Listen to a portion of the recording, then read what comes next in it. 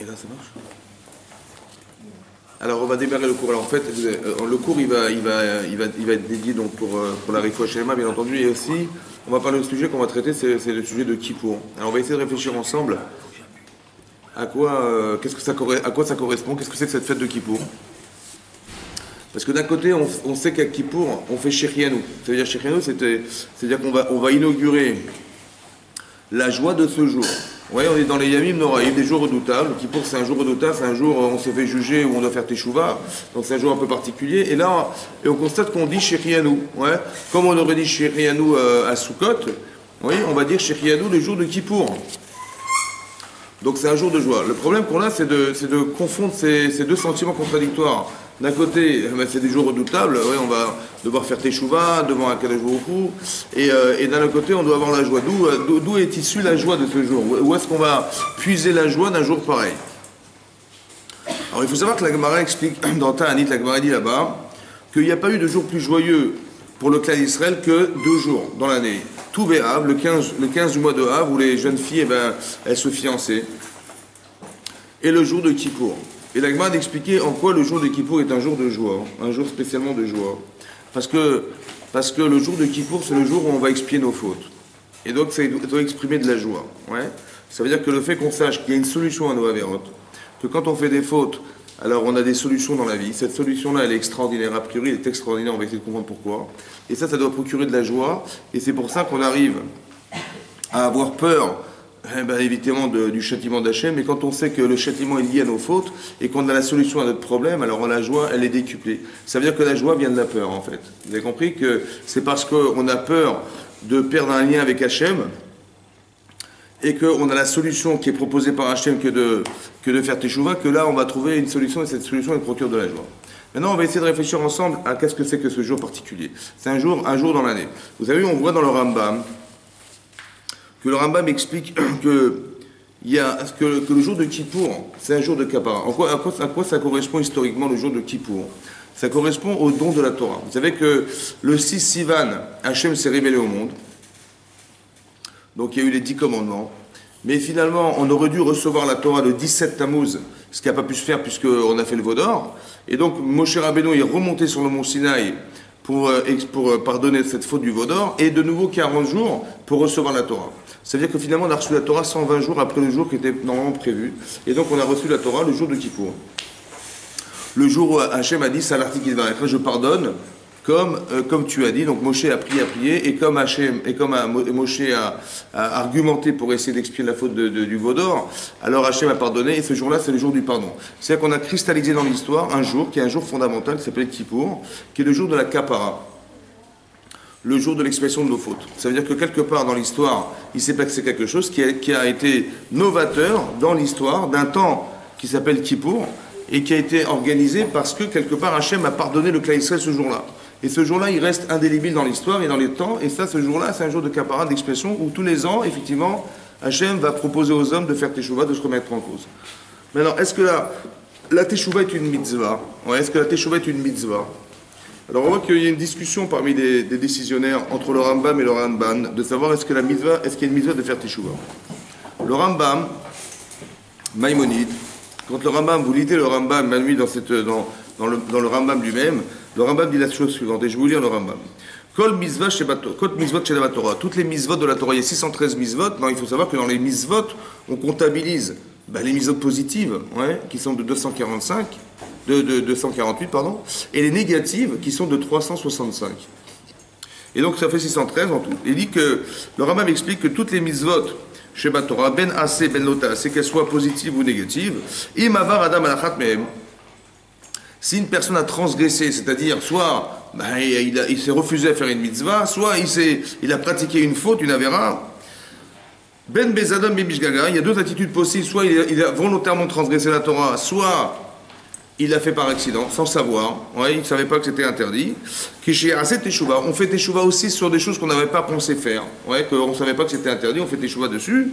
Alors il revient sur sa faute, Chayav et Idvadot, il a la mitzvah de se repentir. Dit le Rambam, vous avez vu qu'il y a 2 choses, il y a ce qu'on appelle la Teshuvah, c'est-à-dire de se remettre en cause, et il y a le vidouille. Le vidouille, c'est le repentir. Ça veut dire de se repentir devant Hachem. Livne Hachem Baruchu.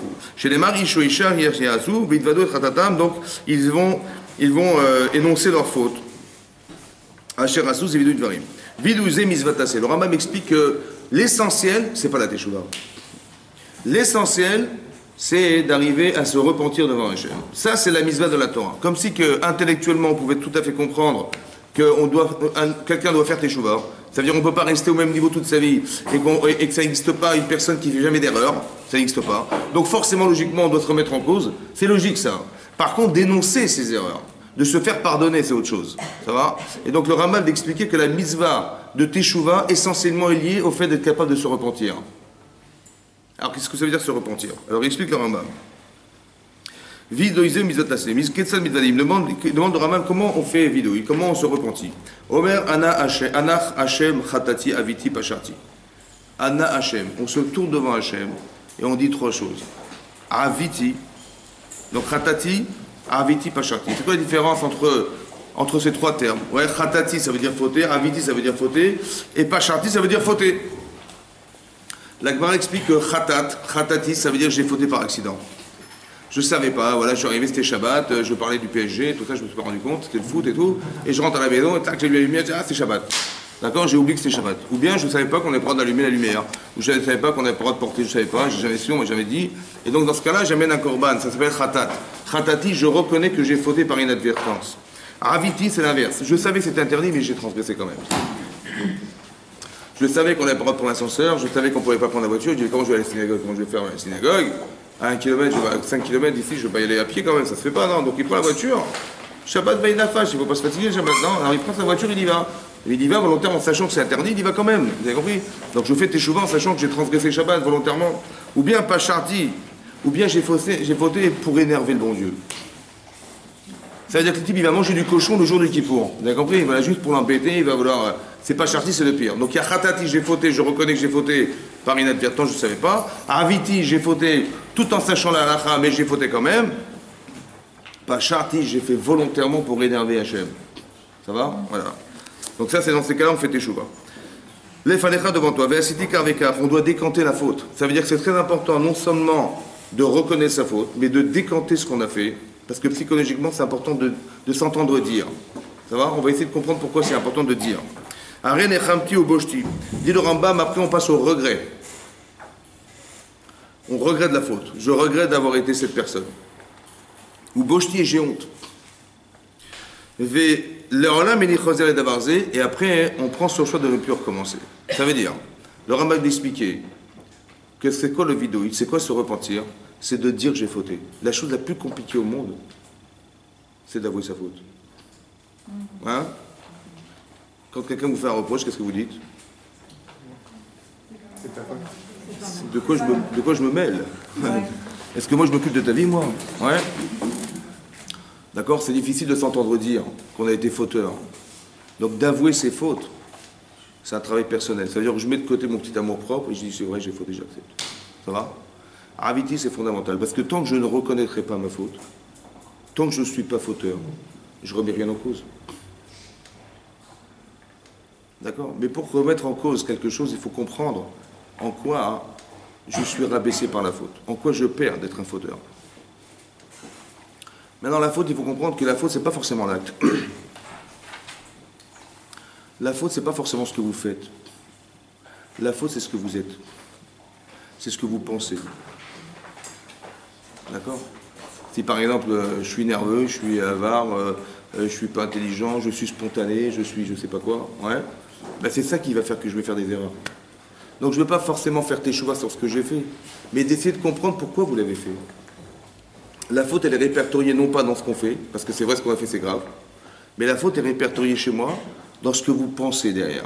Qu'est-ce qui vous a fait penser que c'était permis? Qu'est-ce qui vous a fait penser, qui vous a poussé à penser que ça pouvait se faire? Ça va?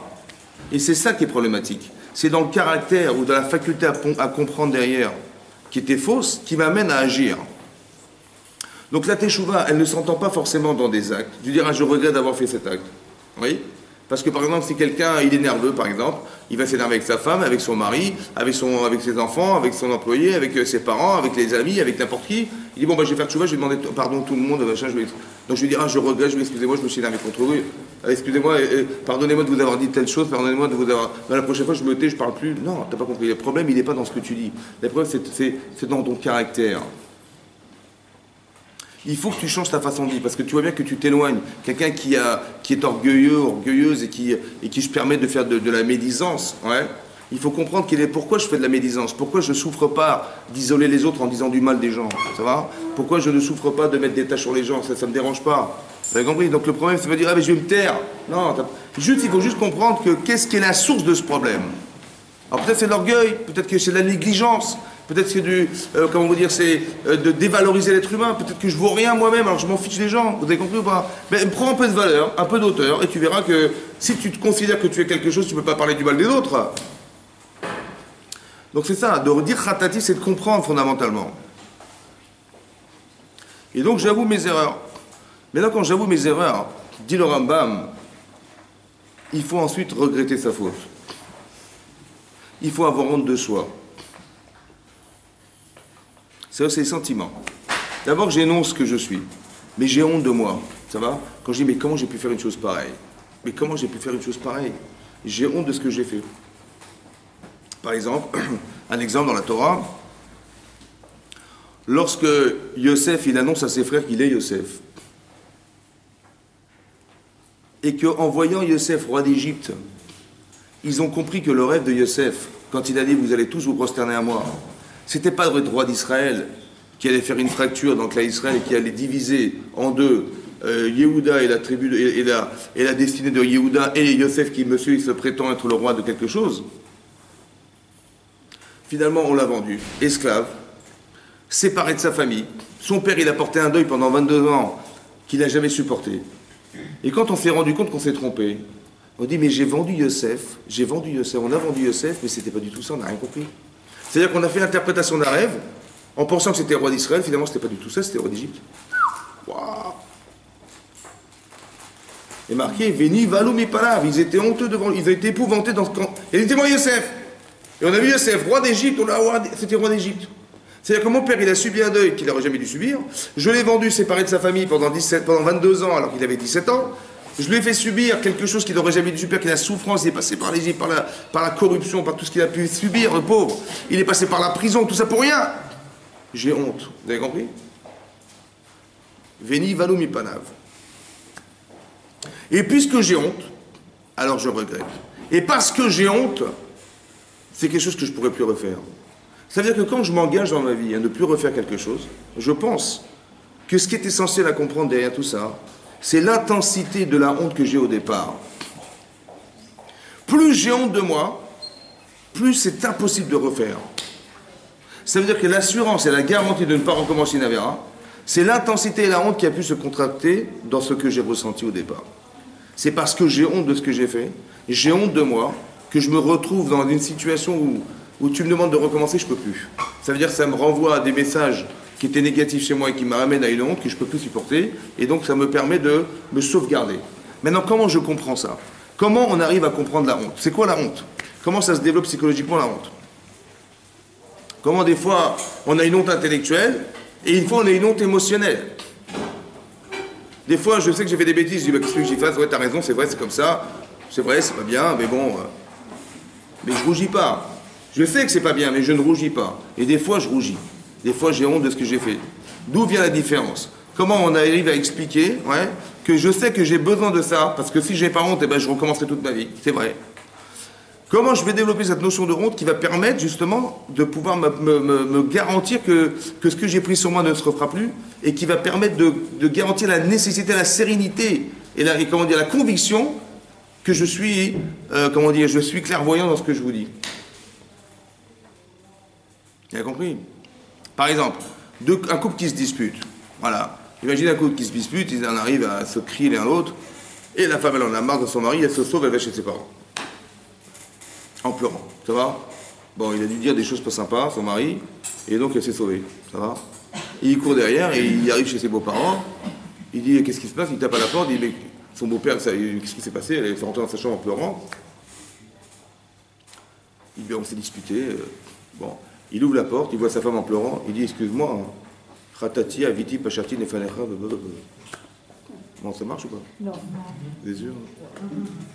Il dit Khatati, Khatati, Aviti, Pachati, il dit en hébreu, il ne comprend pas l'hébreu là-bas. Mais bon, Dieu il comprend l'hébreu. Il dit Khatati, Aviti, Pachati, Nefanecha, il dit Timral Vetislah, Tislah Vetirol. Bon, ça veut dire, bon, il y a un petit problème, c'est monsieur. Bon. Mais est-ce que c'est pas ça qu'on fait avec Kippour? Ça marche ou pas? Est-ce que ça marche avec elle? Non. Mais avec Dieu, ça marche. Tu fais comme ça, tu fais Pachati, et puis tu tiens debout, tu jeûnes. En fait, on met toute la forme, mais on oublie juste une chose.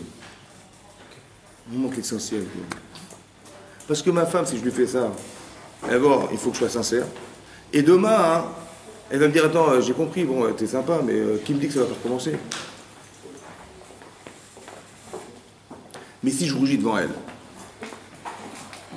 je rougis devant elle, et elle voit bien que j'ai rougi.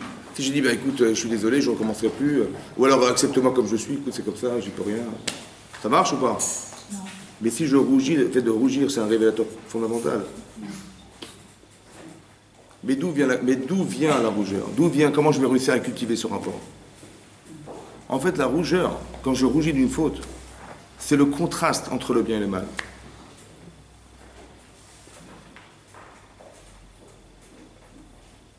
Le contraste entre le bien et le mal. Mais pour être contrasté au point de rougir de quelque chose, il faudrait que le bien, il soit tellement fort que quand je fais le contraire de ce que je dois faire, j'ai honte de moi. Par exemple, si quelqu'un il se dispute avec sa mère, ça va, elle l'a tellement vexé qu'il lui a mis une claque à sa mère. Il a fait claque. Bon, sa maman, ça se fait ou pas? Bon, il va rougir ou pas? Ah oui, il va rougir. Pourquoi? Parce que ce qu'il a fait, c'est paradoxal avec l'amour de sa mère. La claque, vous avez compris, c'est paradoxal. Je donne des extraits pour vous expliquer que là, on va rougir évidemment. C'est-à-dire que tant que je n'arrive pas à ce niveau de conscience, eh ben, ça veut dire que ce que j'ai dit, bon, ben, je regrette. Qu'est-ce que ça va expliquer? Pourquoi je vous dis ça? Parce que des fois, ça fait des années qu'on fait Kippour. Et ça fait des années qu'on recommence la même chose. Et ça fait des années qu'on fait les mêmes erreurs. On se dit, mais comment ça va? Mais pourtant, j'ai fait ce qu'il fallait, j'ai lu le livre, on m'a dit de jeûner, j'ai jeûné, j'ai fait la prière, j'ai fait comme ça, et tous les ans, ça recommence. En fait, on n'a pas compris. Et c'est ça que le Rambam m'explique. C'est pas magique, c'est psychologique. C'est humain. Le vidouille, c'est humain. La Torah est humaine, c'est pas de la mystique. Que de la même manière que ma femme, pour qu'elle ait confiance en moi demain, il faut que j'arrive à faire des efforts et qu'elle puisse oublier ce qui va prendre des années. Ça va? Parce que où je suis vraiment sincère avec elle, elle va dire, mais bien sûr, mon chéri, écoute, j'ai compris, c'est un accident. Ou alors elle va dire, mais tu te moques de moi, aujourd'hui c'est comme ça, mais demain, et qui me dit que tu vas pas recommencer demain? J'ai aucune assurance, j'ai aucune garantie, vous comprenez ce qui se passe? Ça veut dire que la sincérité du rapport, c'est ça qui va entraîner que je suis sûr que ça va jamais recommencer. La teshuva, c'est pas une mitzvah. Le vidouille, c'est une mitzvah, dit le Rambam. C'est quand tu vas exprimer ce que tu ressens, que là, on peut dire que tu as fait teshuva. Mais pour faire teshuva, il faut se sentir dans un paradoxe. Quand vous faites quelque chose qui vous semble contradictoire, vous dites, mais comment j'ai pu faire un truc pareil? C'est honteux. Ça se fait pas. Mais de qui vous parlez? Il dit, j'ai fait quelque chose, mais si j'avais su, j'aurais jamais fait une chose pareille. Mais quelle honte, n'importe quoi, c'est pas beau, c'est pas joli. Mais de qui je parle? Je parle de moi. Mais je parle de moi et je parle de celui qui a fait. Mais celui qui a fait, c'est moi. Comment j'arrive à me dédoubler? Puisque c'est moi. Je dis, mais comment j'ai fait ça? Mais c'est de qui tu parles? Tu parles de toi, mais c'est toi.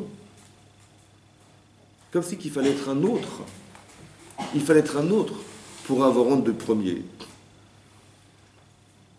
Il faut être quelqu'un d'autre pour avoir honte de ce qu'on a été un jour. Mais tant qu'on n'est pas devenu quelqu'un d'autre, on n'a pas honte. Par exemple, si quelqu'un, hein, vous voyez une petite vieille dans la rue, elle a du mal à porter des sacs. Alors vous dites à votre enfant, avec coup de cours, vas-y, va l'aider, la pauvre. Bon, il va voir cette femme, elle est vieille. Il dit, bonjour madame, j'ai l'impression que vous avez du mal à porter vos sacs de course. Si je pouvais vous aider, il me dit, avec plaisir, mon chéri, j'ai mal au bras déjà. Bon, il prend les sacs, il voit qu'ils sont... Et même lui, il a du mal. Bon, il marche 3 mètres, il s'assoit, il s'arrête, il souffle un peu, il refait 3 mètres, il s'assoit, il se souffle. Il arrive au bout, il a dit, voilà, vous habitez là. Il dit, ok, voilà, on est arrivé dans chez vous. Non, mais j'habite au 3e étage sans ascenseur, mon chéri. Bon, il monte les marches, il souffle, il est en sueur. Elle lui dit, mon chéri, mais tu sais comment tu m'as aidé, franchement, tu vois. Tu sais, regarde mes veines, elles sont rouges, elles sont vertes, elles sont bleues, à force de porter des sacs et tout. Il sent qu'il a fait une grande bisva, le petit garçon aussi. Elle lui dit, mais tiens, voilà, je vais t'offrir quelque chose. Non, mais c'est pas grave. Avec plaisir, non, mais je t'envoie, c'est une petite limonade, quelque chose. Bon, est-ce qu'un enfant comme ça, il peut braquer une vieille dans la rue? Est-ce qu'il peut, avec son copain, dire, tiens, on va aller en scooter, on est tous les deux, tu montes derrière, et quand tu vois un petit vieux avec un petit portable, tu descends, tu te donnes une claque dans la tête, et tu prends son portable et on se sauve. Il peut ou pas? Nous aussi, on peut pas. Mais pourquoi eux, ils peuvent?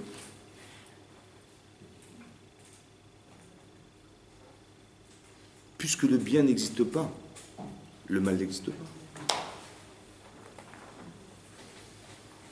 Le petit garçon, ça lui prend 20 minutes de sa vie. Mais ces 20 minutes, elles lui ont construit l'empathie de cette vieille femme. Et maintenant, il ne peut plus toucher des vieux. C'est pas possible. Il ne peut même pas envisager une seconde d'aller adresser une vieille, même s'il n'a pas d'argent. Ça va? Mais quelqu'un qui n'a pas vécu ça, ce que je vous dis, il n'est pas contredit. Il va dire, mais c'est la parnassa. Qu'est-ce qu'on peut faire? C'est une proie facile, c'est une petite vieille, elle ne peut pas se défendre. Je lui dis de tirer son sac, et si elle tire son sac, je la traîne, c'est pas grave. Elle va lâcher, vous savez, elle va lâcher. Hein. Mais t'as pas honte? Ben non, pourquoi j'ai pas honte? Ben, elle a gagné sa vie, bon ben, c'est pas grave, elle retrouvera de l'argent. Vous avez compris ce qui se passe? Je n'ai pas honte de ce que je fais, parce que puisque le bien n'existe pas, le mal n'existe pas. Donc il faut être bien pour avoir honte d'être mal. Mais si on n'est pas bien, on est pas mal. C'est avec le sentiment de honte, il va se construire chez nous, dans la capacité à pouvoir avoir, même intellectuellement, quelque chose qui nous rappelle qu'on peut faire des choses bien dans sa vie. Et de se sentir contredit par ça, ça suffit des fois. C'est pas une construction humaine que je vous dis, c'est simplement une image de soi. Que l'image de ce qu'on représente, ça suffit pour avoir honte de soi. Ça va? Et ça peut entraîner, plus c'est profond, plus c'est sincère, et plus ça peut garantir que la personne va regretter. Et ça va surtout garantir que je ne recommencerai pas ce que j'ai fait. C'est ça que s'explique le Rambam, que le vidouille, c'est de se repentir, c'est essentiel. Parce que c'est ça qui va permettre d'entériner ce que j'ai décidé de ne plus jamais faire. Ou du moins de ce que je veux faire. Je ne serai pas entamé ni empêché de faire parce que j'ai des problèmes personnels. Non, j'ai réussi à mettre une émotion dans quelque chose qui va m'empêcher d'agir contre cette volonté. Ça, c'est une chose à comprendre. Maintenant, il y a 2 attitudes qu'il faut définir aussi qui sont très importantes et comprendre.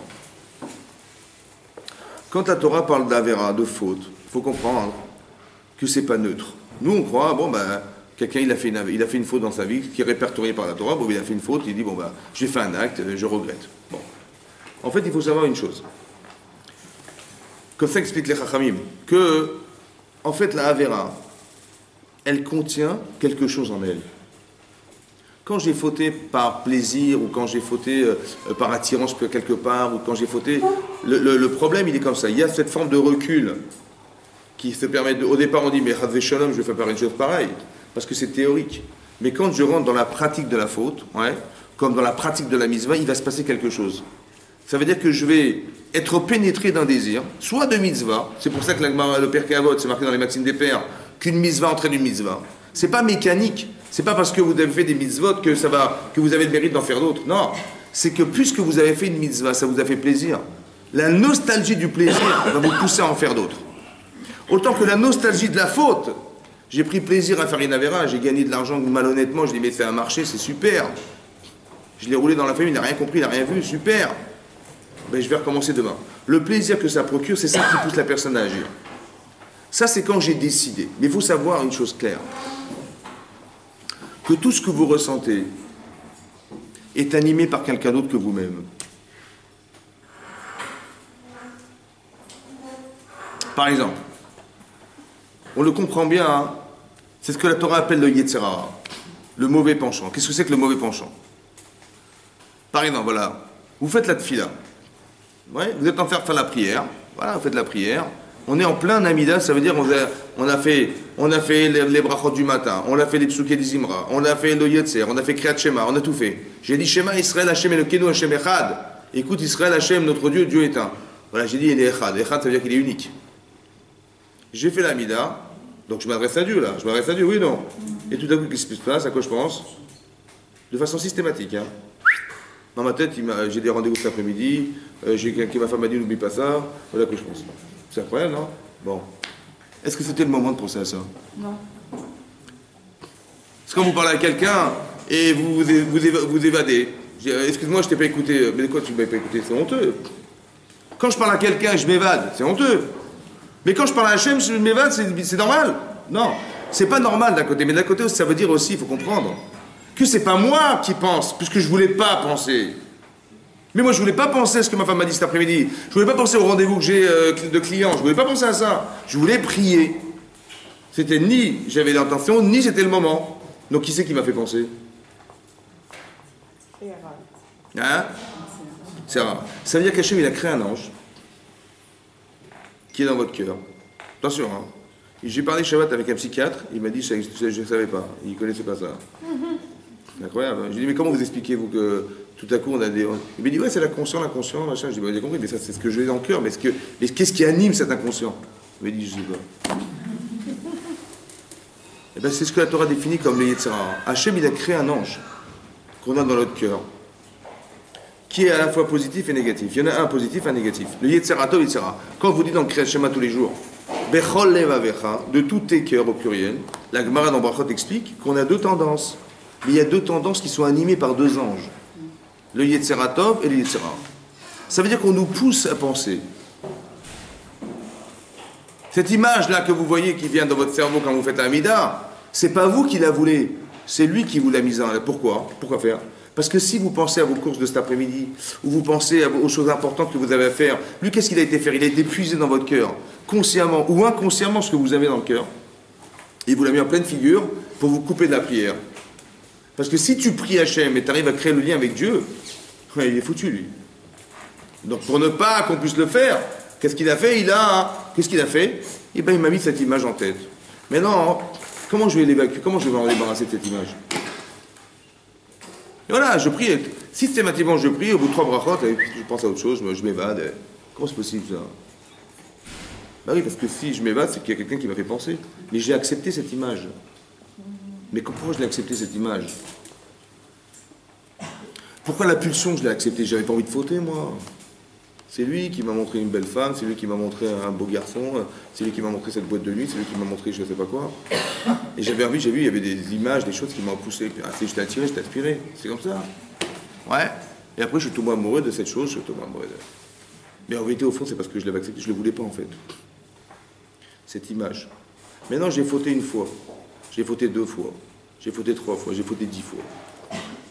Parce qu'au départ, je ne voulais pas. Mais bon, c'était tellement plaisant, c'était sympa. Je dis, bah tiens, je vais retrouver ça. Et j'ai été rechercher ce qu'on m'avait envoyé comme plaisir. Et je l'ai fait 2 fois, 3, 4 fois, 5 fois. Dit la Gemara dans Kiddushin que celui qui répète des fautes, elles lui deviennent permises. Au début, franchement, ça se fait pas, c'est honteux. De quoi tu parles? Après, il a fait 1 fois, 2, 3 fois, 4 fois, 5 fois. Après, il dit, mais je n'ai pas compris, pourquoi c'est grave? Pourquoi c'est grave? Qu'est-ce qu'il y a? Les religieux, là, c'est quoi qui est grave? Tout à coup, tout à coup, dans mon cerveau, tout a basculé. Pourquoi? Parce qu'au début, j'avais pas envie. Mais maintenant que j'ai envie, j'ai envie d'assouvir ce besoin, évidemment. Pourquoi c'est grave? Pourquoi c'est interdit? Qu'est-ce qui se passe? Tout ça parce que derrière, parce que j'avais envie, vous avez compris ce qui se passe. Au début, j'avais pas envie. On m'a poussé à avoir ce désir. Mais maintenant que j'ai accepté ce plaisir, et j'ai relancé ce plaisir, et je refais le truc, et je refais, à un moment donné, mon cerveau, il est en recherche. Donc pourquoi je vais me priver de ce qui me fait plaisir? Mais faire teshuva après une fois et faire teshuva après 10 fois, c'est pas la même chose. Parce que là, c'est ancré maintenant. Comment on va se débarrasser de ça? Comment je vais me débarrasser de cette influence? Parce que l'influence qui a été créée par le désir et par le plaisir d'avoir agi, ouais, et ça, je m'en débarrasse. Comment je fais? Comment je me débarrasse de ce problème? Par exemple, si vous faites une tâche sur vous, qu'est-ce que vous faites? Vous êtes une tâche sur votre chemisier, là, madame. Ouais, vous êtes sur votre chemise, vous avez mangé une pizza et ça a coulé, la sauce tomate, elle a coulé sur vous. Qu'est-ce que vous faites? Hein? Comment? On met à la machine à? La machine à? Vous l'avez. Ariel, ça ne s'échange pas, madame. Donc il faut mettre dans la machine à laver. Mais non, c'est quoi la machine à laver chez nous?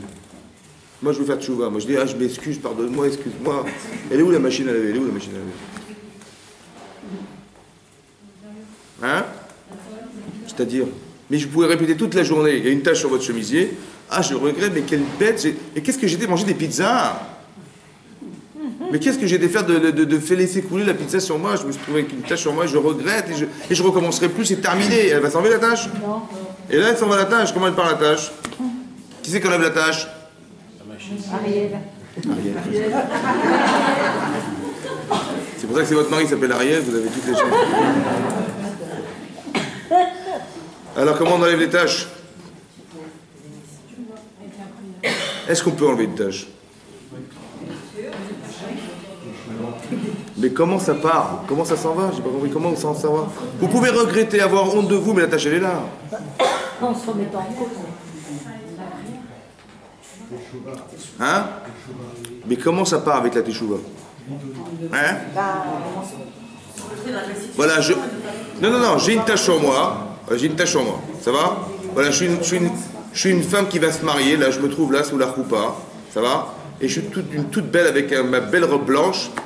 Et je vais vers la salle pour aller me marier et pour aller à la soirée. Et je glisse sur une flaque d'eau avec de la boue et j'ai des taches sur moi. Voilà, je suis une belle femme avec une belle robe blanche et j'ai des petites taches noires sur ma robe. Vous avez changé. Mais comment vous allez enlever les taches? Ben, il faut les laver. Ça va? La peur, quand je suis belle, la peur c'est quoi la peur? C'est de me salir. Quand je fais la vaisselle et je mets mon tablier, tache de trop, tache de plus, c'est pas grave. Ça veut dire que si j'ai pas honte d'avoir des taches, c'est que je suis sale. Mais si j'ai honte d'avoir des taches, si j'ai peur d'avoir des taches, c'est que je suis belle. Vous avez compris ça? Si vous n'avez pas honte, c'est que vous n'êtes pas belle. Si vous n'avez pas honte, c'est que vous n'êtes pas beau. Pas possible. Si j'ai acheté un très beau costume blanc et tout, la grosse classe, je regarde d'abord autour de moi s'il n'y a pas de gens qui n'ont pas les mains sales. Mais si je suis en train de nettoyer ma voiture, en train d'arranger mon moteur, et j'ai mis ma salopette et je suis tout sale et tout, tâche de plus. Vous avez compris? Le repère, c'est ça le repère. Si on est sale, c'est que... Le problème, c'est comment on se débarrasse de cette saleté. Qui c'est qui enlève la tâche? C'est Hachem. C'est Hachem qui enlève la tâche. Quand vous dites dans la prière, Selach lanu abinu, Selach lanu, pardonne-nous Hachem, pardonne-nous, c'est lui qui enlève la tâche. Mais ça dépend de vous. Ça dépend de nous. Si c'est sincère, c'est comme ma femme, je me suis disputé avec elle. Si elle voit combien j'ai honte et combien je regrette et machin, elle peut dire, écoute, j'ai compris, c'était un accident, pas de problème. Mais c'est exactement le même relationnel. Pour que tu comprennes que pour te faire pardonner, c'est pas simple. Mais c'est Hachem qui va...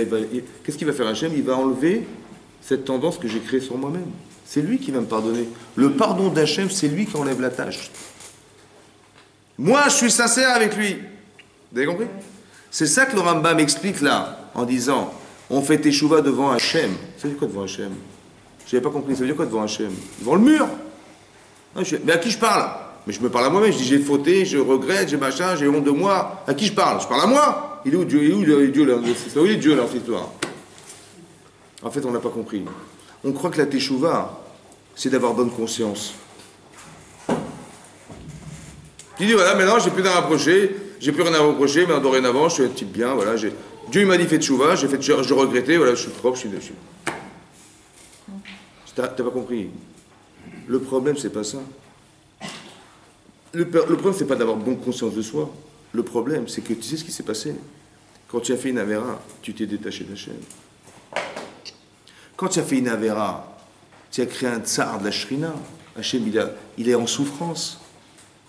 Quand tu as fait une avéra, tu as empêché le monde de recevoir la bracha d'Hachem. Vous avez vu, quand on fait d'avérote, il y a des problèmes. Et il pleut pas, il y a des problèmes économiques. Ça veut dire quoi? Mais c'est clair. Ça veut dire que si tu n'es pas en aptitude à recevoir la bracha, c'est pas qu'Hachem il ne va pas donner, c'est qu'il ne peut pas donner. Parce que tu ne fais pas exister. Quand on fait une avéra, vous avez compris? Quand on fait une avéra, en fait, on se détache d'Hachem. Pourquoi? Parce que la Torah, c'est Hachem. Quand je dis, moi je crois en Dieu, ouais, voilà, je crois en Dieu, voilà, j'ai la Magen David, j'ai la chaîne et tout, ouais, avec le petit haï, donc moi j'ai la Emouna. Je dis, mais, il me dit, mais à quoi ça sert les mitzvot?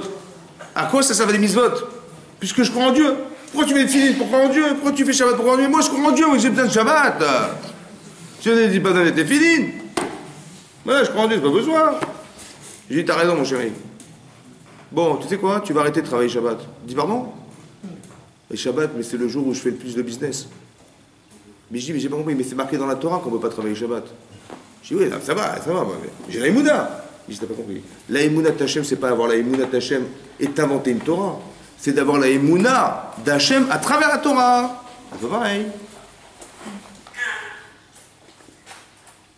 Tu dis, mais nous, la tradition, c'était, on avait l'habitude de travailler à la maison, le Shabbat, mon père et ma mère et tout.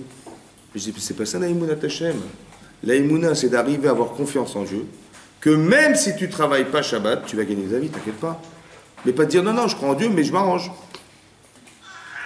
Donc quand j'ai travaillé Shabbat, en fait, qu'est-ce que j'ai fait? J'ai transgressé cette relation. Vous savez quoi? Il faut faire teshuva devant Hachem. Ça veut dire qu'il faut avoir honte d'avoir cassé quelque chose entre nous. Comme avec ma femme, je ne dis pas à ma femme, écoute, excuse-moi, dorénavant, tout va bien se passer. Mais elle s'en fiche. Elle veut retrouver son mari. C'est pareil, vous avez compris, moi. Quand je fais teshuva, je dis ben, j'espère que je vais retrouver la femme que j'ai perdue. C'est pareil, quand je fais teshuva, j'espère retrouver ce que j'ai perdu d'Hachem. C'est ça faire teshuva, c'est ça devant Hachem. C'est quoi devant Hachem? Ben, c'est d'avoir conscience que ce que tu fais, ça a un sens. Avec lui, pas sans lui. Savoir que c'est pas lui qui ferme les portes, c'est toi qui t'es fermé. Parce que tu pratiques une religion qui n'a rien à voir avec lui. Il dit, ben moi je vais bien donner. Regardez dans le Kriyat Shema, c'est marqué comme ça dans le Kriyat Shema. Deuxième paragraphe. Si il y a marqué Im Shamot Tishma Mizota, et si on fait les mitzvot, Hachem il dit Natativ et Tarat Sechem, je me donnerai les pluies sur vos terres, Berito, en son temps, Yori ou Malkosh, dans les périodes de printemps et d'automne. Et sinon, Vayicharav Hachem, Ve'atzarat Hashamayim, le ciel va se fermer. Est-ce que vous vous rendez compte de ce que ça veut dire? C'est quand je fais une mitzvah, je permets à Hachem de faire sa fonction essentielle, c'est de nourrir la terre. Et quand je fais une avéra, je l'empêche de faire ce qu'il doit faire. Est-ce que vous vous rendez compte de ça?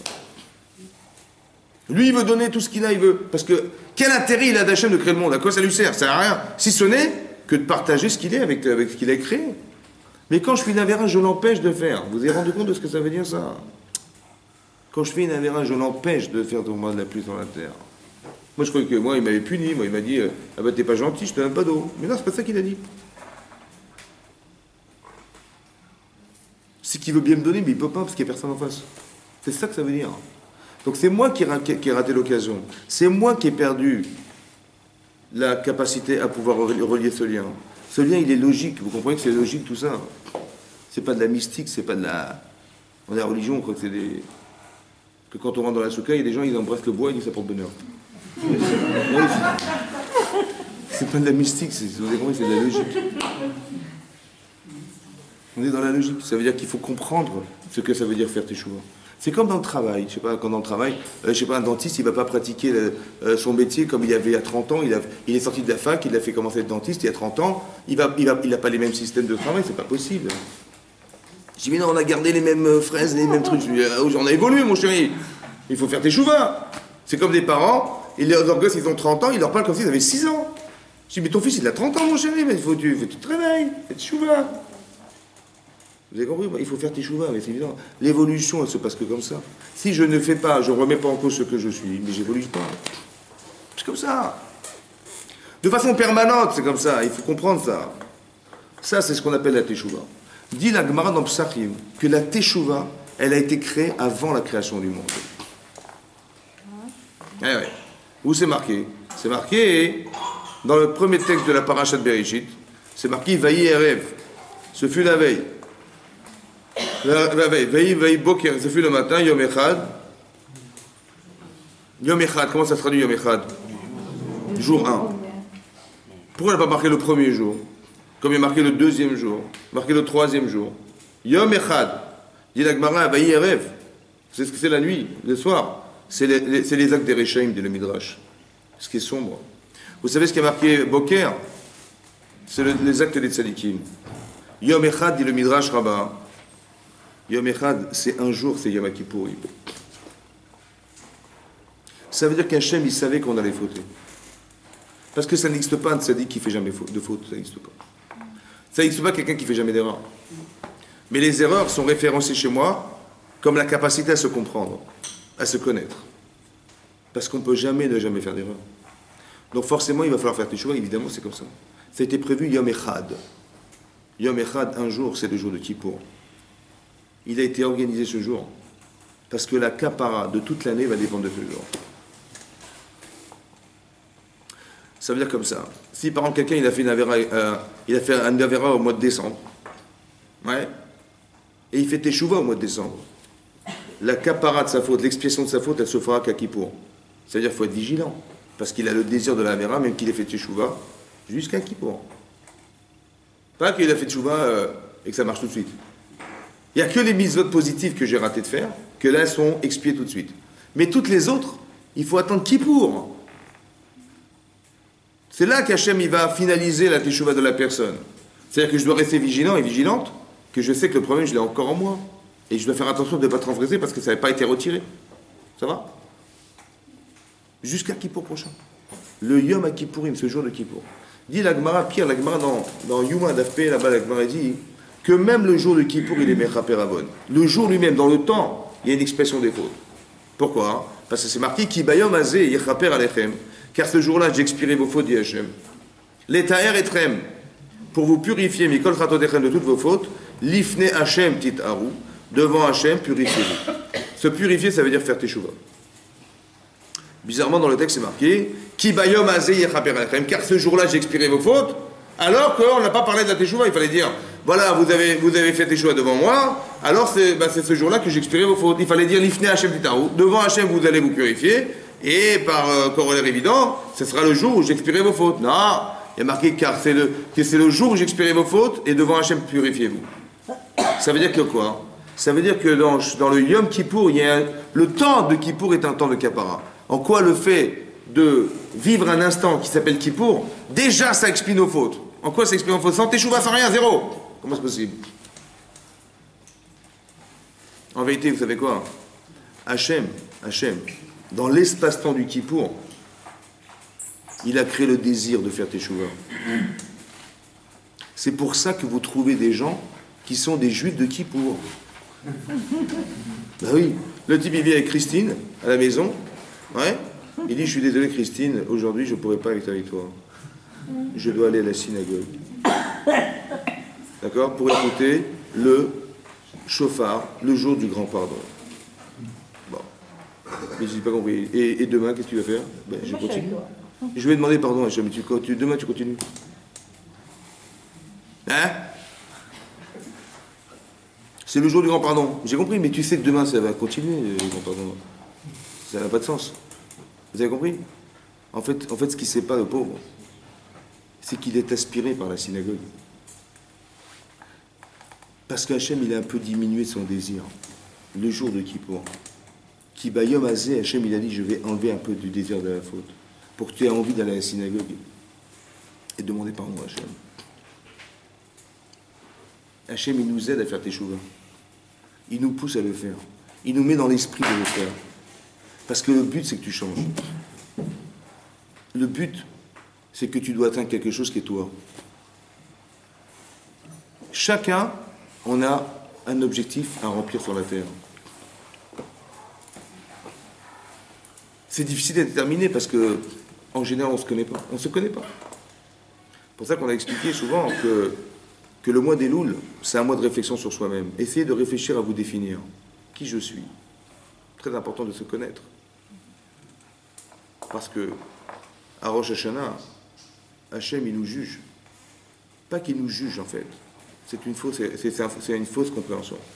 Hachem, il décide pour nous quelque chose. En fonction de quoi? En fonction de ce que je suis. C'est comme quelqu'un, je vais voir un professeur, il me dit, bon, ben voilà, montre-moi ce que tu sais faire. Il dit, ben, manifestement, en mathématiques, t'es pas terrible, on va faire des exercices. En histoire géo, ça va, tu débrouilles bien. Par contre, en physique, tu devrais te renforcer. C'est ça le jugement d'Hachem. Qu'est-ce que je vais te proposer l'année prochaine? Mais si je ne me connais pas, je ne pourrai jamais comprendre ce qui va se passer l'année prochaine. Si vous vous dites, mais qu'est-ce qui m'arrive? C'est que vous n'avez pas compris que ce que vous vivez est une réponse à ce que vous êtes. C'est ça de croire en Dieu. J'ai dit, mais qu'est-ce qui m'arrive? C'était pas prévu. Je sais, c'est pas prévu. Mais essaie de comprendre ce qui t'arrive. Essaie de ressentir ce qui t'arrive. Tu vois pas que ça répond à quelque chose chez toi? C'est ça qu'Hachem il avait prévu à Rosh Hashanah. Ça vient répondre à quelque chose. C'est pour ça que les Chachamim disent Gamzul et Tova. Même ça, c'est pour le bien. C'est quoi même? Même ça, c'est pour le bien. Même ça, c'est pour le bien. C'est-à-dire que c'est pas plaisant, hein, c'est pas agréable. Mais c'était pour le bien. Ça veut dire ne regarde pas ce que tu vis. Parce que c'est pas plaisant. Regarde ce que tu deviens. Ça t'a créé de la sensibilité? Ça t'a changé quelque chose? C'est ce changement qui est Hachem voulu. Par exemple, à Pessah, on dit la Haggadah de Pessah. Vous savez, on commence en disant on était des esclaves en Égypte, on a souffert, c'était très dur, ça a duré 210 ans. Je ne sais pas si vous vous rendez compte, 210 ans d'esclavage, c'est énorme. Mais finalement, on en est sorti. Ça va? Et donc, on fait les louanges à Hachem. Pourquoi on a besoin de rappeler la souffrance pour parler de liberté? Pourquoi Sarah, elle a dû attendre toute sa vie pour avoir des enfants? Hachem, il n'a rien à faire de faire souffrir des femmes comme ça. Hein? Elle a prié, Sarah, ou pas? Ah oui. Ouais? Bon. Elle a souffert ou pas? C'était dur ou pas? Ah oui. Finalement, cette femme, est-ce qu'il y en a une au monde qui existe comme elle? Qui a une proximité avec Hachem comme elle? Non. C'est ça les Tova. Vous avez compris ou pas? C'est quoi la Tova? Est-ce que vous vous sentez libre là, en France? Vous êtes libre en France ou pas? Un peu? Pas... Vous êtes libre ou pas? Non, oui? Oui, non? Oui, non? Alors je vais vous faire un petit cadeau. Je vais vous faire un petit cadeau. Je vais vous offrir à tous et à toutes un petit billet pour partir en Israël. Vous êtes contente ou pas? Ah bah oui. Hein? Vous voulez partir ou pas en Israël? Un petit cadeau, je vous donne à tout un billet. À tous un billet. Vous avez ou pas? Oui. Mais on va aller à Gaza. À Gaza. Ah, Hein? moi d'accord. Ah, à Gaza avec les tzitzit et la kippa. Hein? Et mesdames, avec la Magen David bien grosse comme ça, là, on va aller à Gaza pendant une semaine. Vous allez apprendre à courir. Bon. Et vous allez voir que vous allez perdre des kilos. Et vous allez voir que vous allez courir, vous allez vous cacher, on va vous tirer dessus, vous allez... Bon, au bout d'une semaine, vous êtes toutes tremblantes et toutes tremblantes, vous êtes comme des fous, là. Je dis, alors retourne en France. Comment vous trouvez en France, maintenant? Ça va mieux, hein? Vous avez compris? En vérité, on n'arrive pas à mesurer ce qu'on a parce qu'on n'a pas souffert de ne pas l'avoir. Vous avez compris ce que je veux dire? Que la souffrance, ça doit amener une conscience. C'est ça la Torah, c'est de mesurer ce que tu gagnes. Parce que tu ne te rends pas compte de ce que tu as. Donc Hachem, il fait des choses pareilles, que c'était pas facile, hein, mais tu te rends compte du bonheur que tu as maintenant de l'avoir. Comme il peut arriver des fois, malheureusement, que, imaginez-vous, vous avez un petit bébé de 3 mois, il a une bronchiolite et il tousse et il a de la fièvre et on est Shabbat. Qu'est-ce qu'on fait? On appelle le médecin. On appelle le médecin. Donc on a dit, on a téléphoné, on a appelé le médecin. Qu'est-ce qu'il fait le médecin? Il dit, viens, il dit, mais qu'est-ce que vous faites là? Mais il y a 42 fièvres, mais courez vite à l'hôpital, en urgence. Un bébé de 3 mois, il tousse, il est encombré, il ne peut même pas respirer. Bon, comment vous vous sentez là? Hein?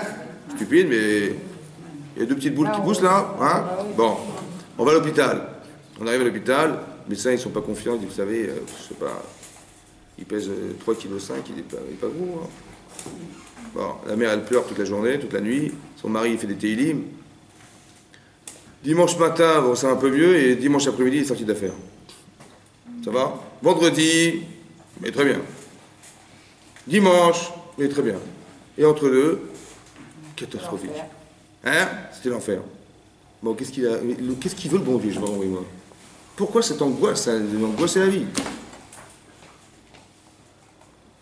Avant, ça allait bien. Et après, ça allait bien. Il le savait que ça allait bien. Il savait Hachem que c'était bien. Pourquoi au milieu, il m'a foutu ce truc-là? Hein? On croit qu'on est des réchaïm. On dit Dieu, il m'a puni. Mon gosse, il a dû attraper. Mais qu'est-ce qu'il a à voir, le pauvre, lui? Moi, je suis un bidon, mais mon fils, il n'a rien fait, le pauvre. Hein?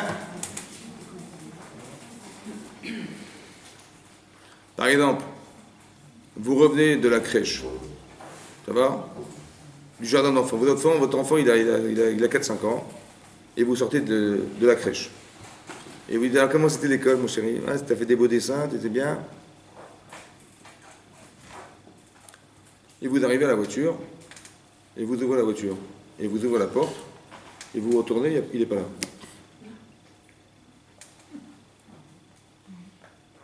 Un petit coquin, celui-là encore. Bon. Alors, vous avez dû vous l'appeler alors, et vous criez dans la rue, alors il est caché derrière un arbre, derrière la voiture, et personne ne répond. C'est pas possible, il dit, je suis pas fou, je suis sorti de l'école, il était là. Et vous courez, vous retournez là-bas, à la crèche, et tout est fermé, tout est éteint, il n'y a personne dans la maison. Vous sonnez, personne ne répond, il s'est passé 10 minutes. Et vous courez dans tout le quartier, et personne ne s'est passé un quart d'heure. Angoisse. Et vous dites à des gens, écoutez, j'avais mon petit-fils, il avait un petit carton dans le dos, une petite casquette, je sais pas, il s'est égaré, je ne le trouve plus. Vous savez, on va quadriller le quartier, on va le chercher, on va le trouver. À quoi vous pensez, là? Hein? À quoi on pense? Kidnapping. J'appelle ma femme ou pas? Bah oui. Je suis angoissé. Bon, au bout de 20 minutes, on vous dit, votre fils, on l'a retrouvé. Hein. Il est où? Il est au commissariat, il s'est garé, il y a un policier qui l'a retrouvé. Vous courez au commissariat, vous poussez la porte et vous le prenez dans vos bras et vous l'embrassez, vous pleurez avec lui. C'est vrai ou pas? Qu'est-ce qu'il veut Hachem? En 20 minutes, qu'est-ce qu'il voulait Hachem? Hein? Dites-moi, il y a 20 minutes, quand vous êtes sorti de la crèche. Ben, il est votre fils, ou votre fille, il est votre fille comme tout le monde. C'est votre enfant. Hein? Vous savez combien vous l'aimez ou pas? Hein? Vous savez combien vous l'aimez ou pas? Hein? Vous savez ou pas? Oui?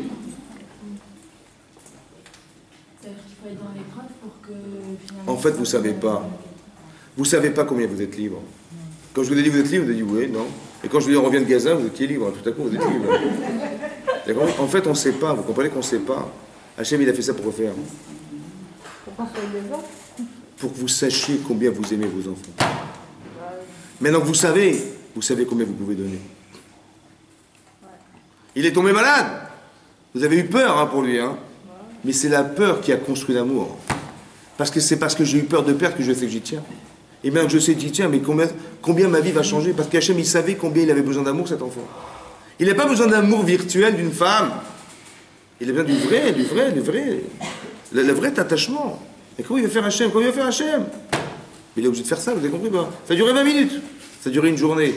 Mais je sais maintenant combien j'aime. Gamzou les Tova. Vous avez compris ça? C'était les Tova en fait. Je dis, mais attends, ne me rappelle pas. Quand je vois un enfant qui s'est garé, je repense à mon fils. Vous savez ce qui se passe quand je dis ça? C'est un cauchemar. Ça veut dire qu'Hachem, il m'a fait faire un cauchemar. Vous avez compris ce que ça veut dire? Avoir la croyance en Hachem, c'est de comprendre que tout ce qui m'arrive a été pensé. Seulement, il faut avoir l'intelligence de comprendre ce que tu as gagné de vivre. Qu'est-ce que tu as gagné d'être, mais pas ce que tu as vécu. Évidemment que c'est pas agréable de savoir que son fils il a la bronchiolite, il ne respire pas, évidemment. C'est pas agréable de savoir que ton fils il est peut-être kidnappé, évidemment. Évidemment. Seulement ce qu'il faut comprendre derrière. Celui qui va me faire croire que c'est un kidnapping, c'est l'Yitzhara. L'image qui revient, c'est l'image qu'il a été kidnappé, évidemment, où est-ce qu'il est parti. Mais c'est qui m'a fait penser à ça? C'est le contraste entre l'amour et la peur. Vous avez compris? On pense au pire quand il s'agit des personnes qu'on aime. Maintenant, ce qu'il faut comprendre, c'est qu'Hachem, il a fait exprès. Parce que cet amour, tu le sais, tu le connais maintenant. Tu sais combien tu peux donner. C'est ça que ça veut dire. Vous avez compris, non? C'est-à-dire que quand je fais teshuva, je suis en accord avec lui. C'est parce que je suis en accord avec lui qu'il peut intervenir dans ma vie. Mais si je ne suis pas en accord avec lui, comment vous voudriez-vous qu'il intervienne?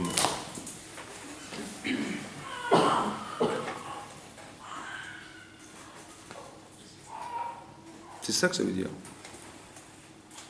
La teshuva, c'est fondamental. Quand est-ce qu'on a l'occasion de le vivre? À Kippour. Ça veut dire que c'est ce moment qui est essentiel dans ma vie, qui va me permettre d'avancer, parce qu'au départ, j'ai un objectif. Je veux être un tzaddik. Je veux être une tzadékette. Mais il faut avoir des références. Alors, j'étudie la Torah, hein, pas parce que c'est de la religion. J'étudie la Torah parce que Hachem, il n'a pas donné une religion qu'à Israël. On dit, on est juif religieux parce que il y a le Coran qui est la Bible des musulmans, il y a la Bible des chrétiens, voilà. Donc nous on est entre les deux, on est des juifs religieux. Donc Dieu il a voulu qu'on soit des religieux. Mais non, Dieu il a demandé à ce que tu sois cohérent. Dieu il a demandé à ce que tu sois logique. Dieu il a demandé à ce que tu puisses comprendre qu'on est liés tous les deux. Quand Hachem il a donné la Torah sur Mont Sinaï, je vais vous dire un petit secret, hein, ça reste entre nous. Hein. Quand vous faites les mitzvot, vous permettez au monde d'exister. C'est incroyable, hein. C'est marqué Ilma le Torah, si la Torah n'existait pas. Chukot Shamayim Va'aretz le samedi. Les lois du ciel et de la terre, j'aurais pas mis. Yom HaShishi Vayichulu Hashamayim Va'aretz. Le 6e jour. Le Midrash Rabbi, c'est quoi le 6e jour? C'est le jour numéro 6, qui était le 6 Sivan, où Hachem a donné les 5 livres de la Torah. Il a dit, si les Israël, ils acceptent la Torah, le monde continuera à vivre. Sinon, ça ne sert à rien. Ça redeviendra Tohu Bohu, de Tohu Bohu. Ça veut dire qu'on a conditionné la création du monde sur l'acceptation qu'on a de pratiquer les mitzvot. Vous savez ce qui est marqué dans le Nefesh HaChaim, c'est un livre de Kabbalah. Quand vous faites des mitzvot, vous créez des mondes. Quand vous faites des avérotes, quand on fait des avérotes, on détruit ces mondes. On n'a pas la conscience de les voir. Parce que si on les voyait, on s'arrêterait tout de suite, hein, je vous le dis tout de suite.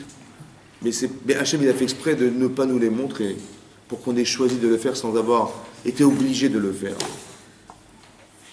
On ne veut pas que tu sois obligé de faire la Torah. On veut que tu l'aies compris que c'était nécessaire. Pour ça que la Gemara dans Baba Kama, elle explique et dit que qu'Akshboku, il n'est pas vatran, ça veut dire qu'il ne va pas laisser tomber les mitzvot et les avérotes qu'on a faites. Maintenant la question c'est, je sais pas, mon enfant il a cassé un verre, je ne vais pas dire, il a cassé un verre. Non, je vais dire, bon, c'est un petit enfant, il a cassé un verre, ça va. Mais si nous on a fait des avérotes et qu'on a cassé des verres, pourquoi Akshboku il est pas mévater, il ne laisse pas tomber, non, il faut que tu répares tes erreurs. Pourquoi c'est pas grave. Nous-mêmes on est des parents, on n'est pas tout le temps exigeants à ce point. Pourquoi Hachem il est exigeant à ce point? Vous savez pourquoi? Parce que ce qui a été détruit, Hachem il peut le reconstruire, pas de problème.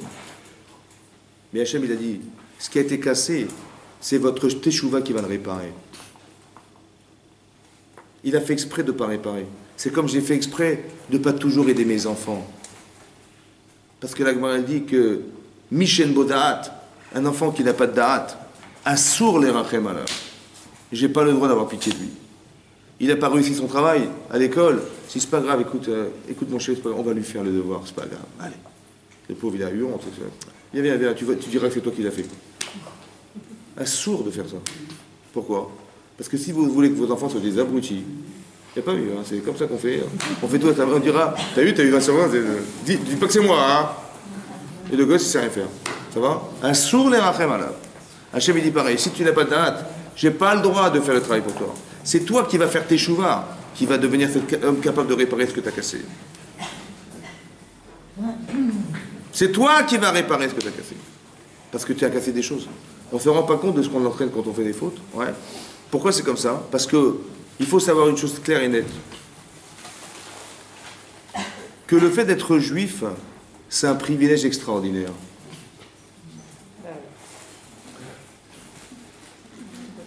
Le fait d'avoir un rapport à la Torah, c'est un suprême exercice qu'on peut faire dans la vie, parce que sur les 14 millions de juifs qu'il y a sur la terre, je ne sais pas combien de gens sont concernés par cette question. Et que comme malheureusement, on n'est que 0,002% de la population mondiale, et que ces 0,02%, c'est eux pour qui le monde a été créé au départ, et que parmi les 0,02%, il n'y a pas grand monde qui s'occupe de la Torah et des mitzvot et qui font entretenir le monde. Donc si vous êtes ce soir ici et que vous vous sentez concerné par ça, vous imaginez le mérite que vous avez ou pas? Ça vaut le coup de s'engager quelque part? Ça vaut le coup de s'engager?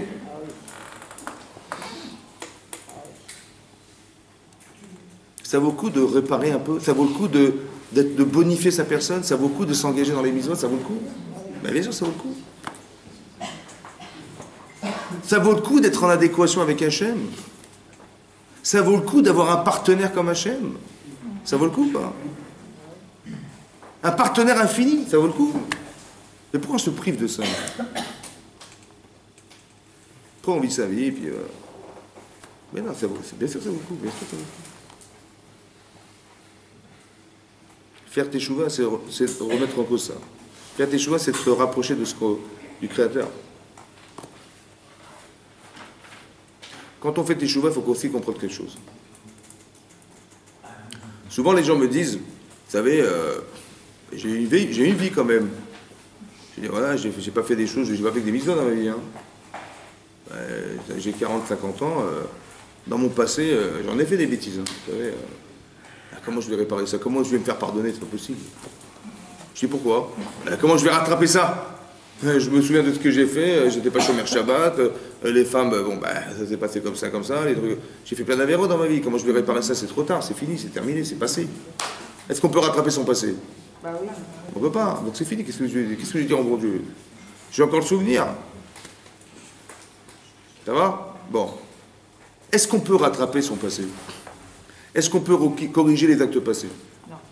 Non. Est-ce qu'Hachem il m'a demandé ça? Non. Soyez logique. Est-ce qu'Hachem il m'a dit, tu sais quoi, tu vas retourner dans le temps et tu vas quand tu étais sur la plage Shabbat en train de faire grillade, il faut que tu enlèves les grillades du feu. Parce que Shabbat ça se fait pas. Est-ce que c'est ça qu'il m'a demandé Hachem? Non. Parce que c'est pas possible. Donc qu'est-ce qu'il m'a demandé alors? C'est quoi faire teshuva? Hein? Est-ce qu'on peut rattraper son passé? La chouve en hébreu c'est revenir. Mais je ne peux pas rattraper ce que j'ai fait. Les actes ont été faits, ils ont été faits. Ça y est, c'est passé. Oui, non. Alors comment je vais faire? Comment je vais me débarrasser de ce passé? Hein? En se changeant, le plus... Mais ce que j'ai changé, dorénavant j'ai changé, voilà, voilà, j'ai fait de la prison, j'ai un casier judiciaire qui est bien rempli comme ça, et je fais teshuva. Bon ben je dis, Chazak, t'as mis 30 ans de ta vie pour comprendre qu'il fallait arrêter de faire des bêtises pour la prison, voilà, j'ai fait teshuva. Dorénavant, je suis un type bien. Mais mon passé, il existe ou pas? Ben alors comment il va s'effacer ce passé? On dit Dieu il efface les fautes. En faisant des mitzvot. Mais comment je vais effacer ce passé? Hein? Non, c'est pas compris, c'est pas compris. Ce que j'ai fait, ça existe ou pas? Quand je vais dire pardon au juge, et il va dire le dossier, il va le déchirer? Non. Ben non, il va le garder. Mais Dieu, comment il se déchire ce dossier-là? Vous avez compris ou pas? Bah, prouve que t'as chanté. Mais on peut pas changer, vous n'avez pas compris. On peut pas changer un acte passé, c'est impossible. Ce qu'il a été fait, il a été fait. Hein? Tu changes dorénavant. Tu dis à cause du passé, dorénavant, t'es un type bien. Mais ce que tu as fait, ça reste. Parce qu'Hachem, il nous aime. Mais comment? Écoutez-moi bien. On va pas faire les religieux. Il faut que ça soit logique dans votre tête. C'est logique. Logique. L'Agmara dit pire que ça. L'Agmara dans Yuma, elle dit là-bas, elle dit quelqu'un qui a fait teshuva par crainte d'Hachem. Les avérotes qu'il a fait dans le passé, elles deviennent des accidents.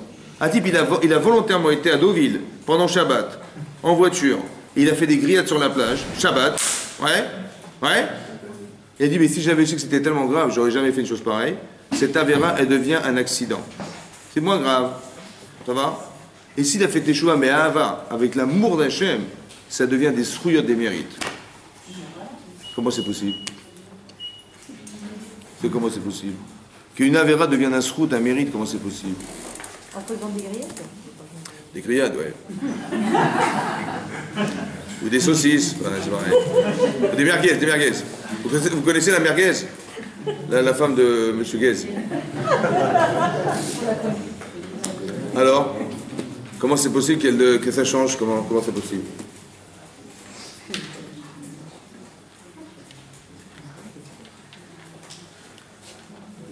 Alors comme ça, on a expliqué comme ça, on a dit comme ça. Les actes, on ne peut pas les rattraper. Le souvenir de l'acte, l'influence de l'acte, il est où? L'acte lui-même, il y a 10 ans, on a fait des bêtises, on a fait des erreurs, on s'est mal comporté. L'acte lui-même, on ne peut pas l'enlever. Mais est-ce que vous avez le souvenir de l'acte? Est-ce que vous avez les émotions de cet acte? Est-ce que vous avez les retombées de l'acte sur vous? Vous les avez ou pas? Hein? Ben oui, tu dis, quelqu'un qui a eu un traumatisme un jour dans sa vie, il va voir un psychologue. Ça va? Il dit, vous savez, qu'est-ce qui s'est passé? Il dit, j'ai peur de la mort, j'ai peur de tomber, j'ai peur de... Pourquoi? Je dis, bah, quand j'avais 3 ans, j'étais sur l'escalier, j'ai glissé, je suis tombé par terre, je me suis fait mal à la tête. Et dès que je vois un escalier, je lui dis, mais t'avais quel âge? Il me dit, mais j'avais 3 ans. Je dis, t'as quel âge? J'ai dit, 35 ans. Là, à 35 ans, si tu tombes, qu'est-ce que tu veux? Ben, j'appelle les pompiers, j'appelle ben, ça va, c'est bon, tu t'es guéri, c'est bon. T'as cru que t'avais 3 ans, mais t'as pas 3 ans. C'est-à-dire que le type, il a gardé le souvenir qu'il avait 3 ans. Il dit, le traumatisme, mais t'as plus 3 ans.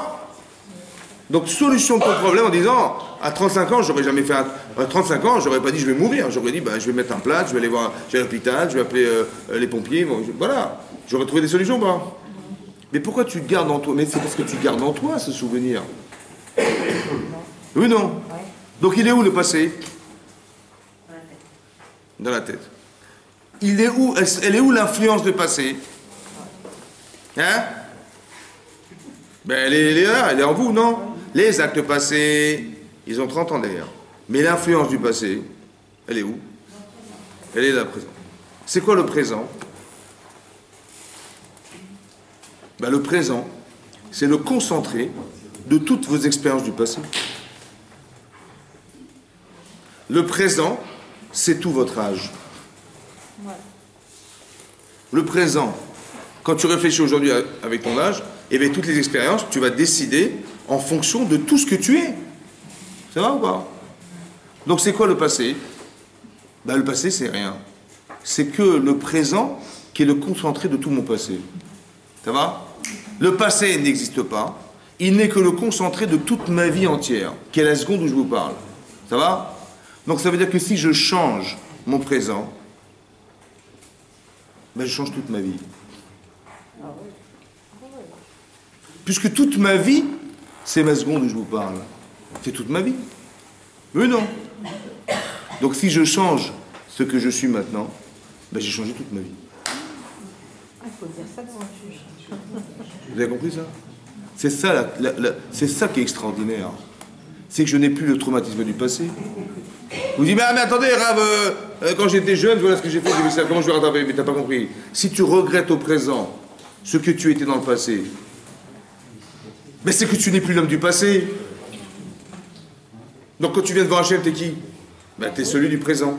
Mais vous savez quoi? C'est parce que j'étais bête avant que j'ai tiré des leçons de ce que j'étais, que je suis devenu intelligent. Mais Hachem, il va me dire, mais rien quand t'es bête. Mais non, j'ai raté l'interro de maths. Et après j'ai travaillé, j'ai eu 17 sur 20. Je dis, ouais, mais t'as eu 3 quand même. Mais non, tu vaux pas 3. Est-ce que tu vaux 3 maintenant? Mais non, c'est parce que t'as eu 3 que t'as travaillé et que t'es devenu celui qui a eu 17. Mais on va dire, ouais, mais t'as eu 17. Mais non, je vaux 17 sur 20, je vaux pas 3 sur 20 maintenant. C'est ça ou pas? Mais c'est ça que ça veut dire, vous avez compris que c'est ça que ça veut dire? Ça veut dire que si vous avez profité de vos erreurs du passé et qu'elles vous ont poussé à devenir ce que vous êtes, c'est que ce que vous étiez vous a donné le mérite d'être autre chose.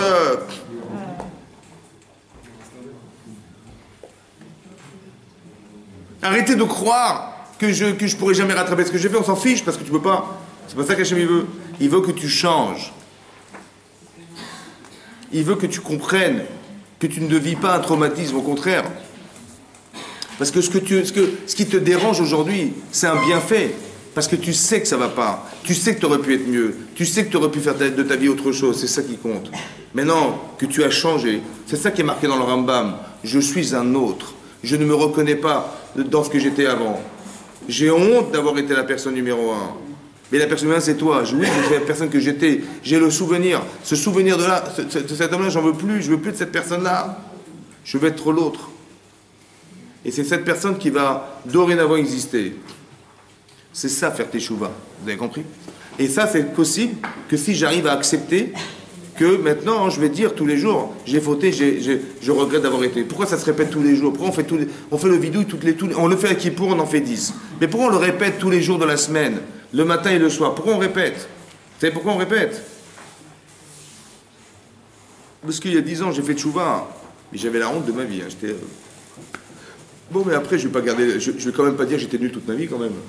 Bon, alors je lui dis, bon, après je vais avancer dans ma vie, mais ce qui va se passer, c'est que la honte que j'ai eue il y a 10 ans, elle va s'émousser. Et puisque c'est cette émotion-là qui me fait tenir, parce que c'est parce que j'ai honte que je ne recommence plus, hein, mais j'ai plus honte. Le problème, c'est que ça s'est émoussé. Comment je vais faire maintenant? Parce que je vais peut-être retomber dans les mêmes travers. Comment je vais faire? Alors la Torah dit, il faut que tu continues à le faire. Il faut que tu te rappelles de ce que tu étais. C'est important. Parce qu'il ne faut pas que tu oublies. Mais attention, ça peut être dangereux. Pourquoi ça peut être dangereux? Parce que de me rappeler que j'étais nul, ou que j'ai rappelé que j'ai fait des bêtises, et je reste toujours cet homme, c'est pas possible, c'est destructeur. Je ne peux pas toujours, toute ma vie, vivre avec l'idée que j'étais un fauteur. Alors vous savez ce qu'on va penser comme ça? Je vais penser, tu sais quoi, quand j'ai fait une avéra, j'ai rallongé le temps de la galoute, l'exil. On est en exil ici, parce qu'on a fauté. Hachem nous a sortis d'Israël, on a eu le Beth Amikdash, on a disparu parce qu'on a fauté. Ça va? Comme si on n'était pas en adéquation avec ce monde, alors on nous a mis dehors parce qu'on espère qu'avec le contraste, tu vas dire, bah, je savais ce que j'avais, je sais que j'ai plus ça, je vais essayer de retrouver ce que j'ai perdu, ça va? Mais quand je fais une avéra, j'entretiens cette relation avec l'exil. Quand je fais une avéra, j'empêche le Mashiach de venir un jour. Quand je fais une avéra, je provoque une souffrance d'Hachem. C'est comme des parents. Les parents, ils auraient tellement été fiers qu'on soit des gens bien. Ouais. Et quand on ne réussit pas notre vie ou on fait des bêtises, ils ont honte. Vous avez compris ça? J'aurais tellement aimé qu'Hachem soit fier de moi. Comme avec mes parents. C'est pareil, c'est la même relation. Ouais. Et bien ça, en faisant une avéra, voilà ce que j'ai entraîné. Il n'est pas fier de moi. Il est déçu. Est-ce que j'ai envie de décevoir Hachem? Si on vit là, on vit là, vous avez compris, on vit, on respire. Cette énergie, elle vient d'où? Hachem. Mais vous avez compris que si vous respirez, si vous vivez, vous avez à concevoir, c'est Hachem qui me donne cette énergie. Mais vous imaginez que quand je fais une avéra, quand je fais une faute, j'utilise Hachem. C'est comme si que mon père, il m'a donné de l'argent pour payer mes études, et me dire, vas-y, tu vas réussir ta vie, et tout ça, je te paye tes études. Et je prends cet argent et je dis, viens avec moi, on va aller en boîte de nuit, on va danser avec des... Viens, je te prends avec moi. L'argent que tu m'as donné, je l'utilise contre toi. Est-ce que vous comprenez que c'est gravissime? Que j'utilise l'énergie qu'Hachem me donne pour devenir, et je l'utilise lui, tel qu'il est, pour faire le contraire de ce qu'il m'a donné d'être. Et Hachem, il aurait dû... Je sais pas, si mes parents, je leur fais ce coup-là, ils me disent, mais tu rentres plus chez moi. Mais Hachem, il a la patience de dire, tu m'as fait la honte de ma vie, hein, mais je sais que tu vas changer. Vous avez vu, c'est une preuve d'amour extraordinaire, ça.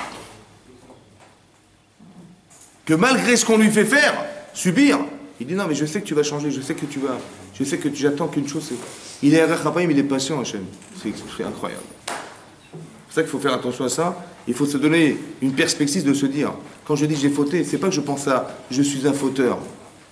Non, j'ai éloigné Hachem de moi. J'ai empêché Hachem de pouvoir s'exprimer avec moi. Voilà ce que j'ai fait, voilà ce que j'ai fait. C'est ça qui m'embête. Et ça, j'ai plus envie que ça continue comme ça. C'est pour ça que le changement, il est fondamental. C'est pour ça qu'on a des vies familiales, des vies parentales, des vies maritales. Parce que ces notions-là, on les comprend dans le mariage. On les comprend avec nos enfants.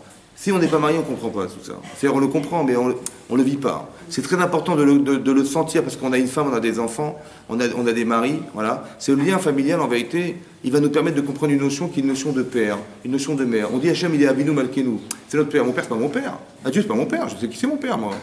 On dit Hachem, c'est mon père, c'est pas ton père. Non, il y a une notion de père. C'est-à-dire que pour que tu comprennes la conscience que tu as qu'Hachem existe, c'est parce qu'Hachem, il est comme ton père. Et ton père, tu as vu ce qui est ton père pour toi, tu as vu comment il pense pour toi ton père, tu as vu ce qu'il pense pour toi ton père. Mais Hachem, c'est à l'infini qu'il pense comme ton père. Tu as vu comment il t'aime ton père? Ben, Hachem à l'infini. Tu as vu comment il a pitié de toi, Hachem à l'infini. Tu as vu l'empathie qu'il a ton père vis-à-vis de toi? Hachem à l'infini. C'est comme ça qu'il faut comprendre. Comme ton père, il est aussi Melech, Melech Haolam.